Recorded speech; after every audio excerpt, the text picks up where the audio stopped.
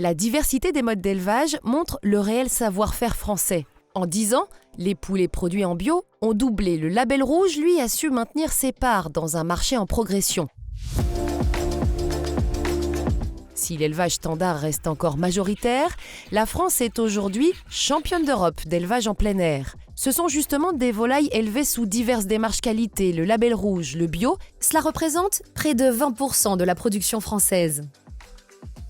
David est éleveur de pintade label rouge et son but, allier bien-être animal et respect de l'environnement. Élever de la volaille en label rouge, c'est des parcs arborés. On s'est rendu compte que nos animaux étaient beaucoup plus à l'aise dans les grands bosquets, dans les arbres. L'enjeu de cette filière, c'est aussi d'engager 100% des élevages dans l'amélioration des bonnes pratiques. Pour cela, des vétérinaires travaillent aux côtés des éleveurs. Leur rôle, diagnostiquer, soigner, prévenir et conseiller. Moi, j'aime mon métier. Ouais. J'aime mon métier parce que je travaille à l'extérieur, je travaille avec des animaux et puis je rencontre des gens avec qui j'aime bien travailler.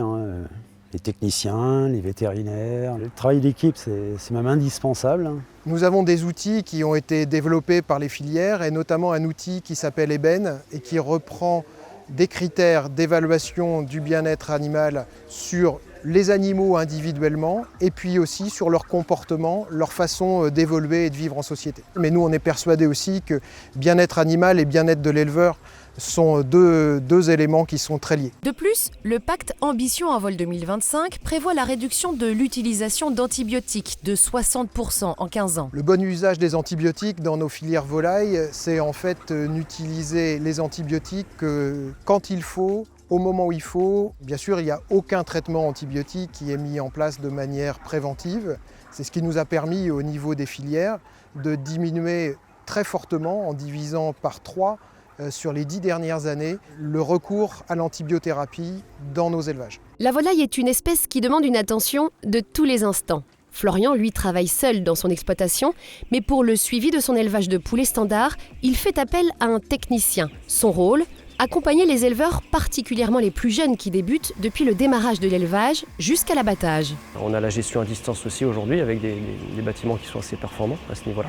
Je m'appuie aussi sur des techniciens qui viennent normalement une fois par semaine pour nous conseiller, voir si tout se passe bien au niveau du lot. La première chose essentielle quand on rentre dans le bâtiment pour observer les animaux, que ce soit poussins ou poulets plus tard dans leur vie, c'est la répartition.